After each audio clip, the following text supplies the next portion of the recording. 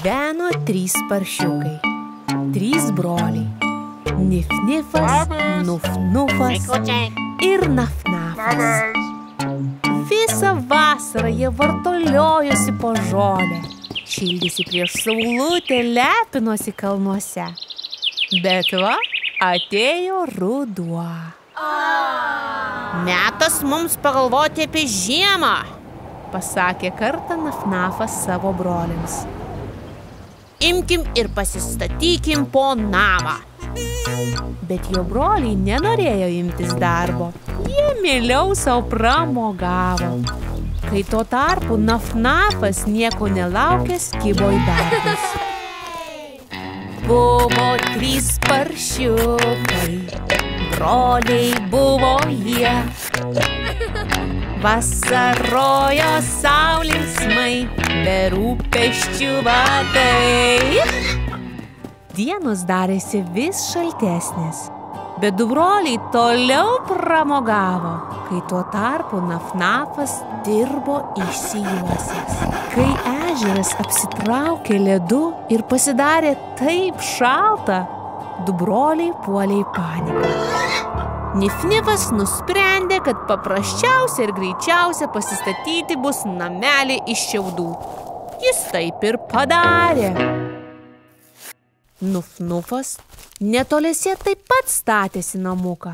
Sukalė žemyn kuolus, perpinė juos virbais, šakomis, stogą apvirtė sausais lapais ir vakarop jau namas buvo baigtas. Buvo 3 paršiukai, broliai buvo jie. Ei, broliai. Statė savo namus, kad būtų šilta ir jauku.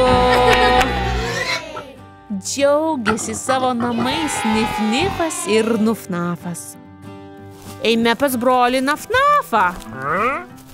Pažiūrėsime, kaip atrodo jo namas. Nu gerai. O brolis Naf-nafas dirbo ištisus mėnesius. Prisivilko akmenų, prisikasė molio ir dabar neskubėdamas rengė saugų tvirtą namą, kuriame būtų galima pasislėpti nuo vėjo, lietaus ir šalčio. Dėjo plytą ant plytos. Aš ruošiu tvirtovę, jok šaltis, audra ar vilkas man nebus baisus. Broliai pasijuokė, susižvalgė ir nužygiavo kiekvieną savo namo.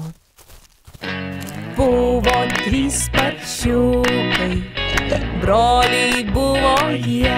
Ei, broliai. Vakaras atėjo, miškas atsikėlė. Atėjo naktis. Iš miegų pabudo išalkęs vilkas. Ieškodamas maisto, pamatė šiaudinį namelį, o tam namelyje skanų paršelį.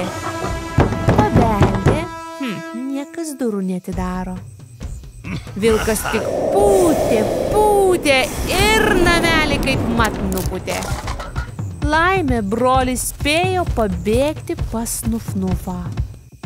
Vilkas nepasidavė, bėgo iš paskos prie kito namelio. Pūtė, nepavyko. Pūtė dar kartą, pūtė ir namelio šakos išsilakstė. Išsigandę broliai nubėgo pas savo brolį Naf-nafą. Vilkas žinoma iš paskos. Mūrinėme tvirtam name paršeliai bus saugus. Vilkas atbėgęs tik pūtė. Ne.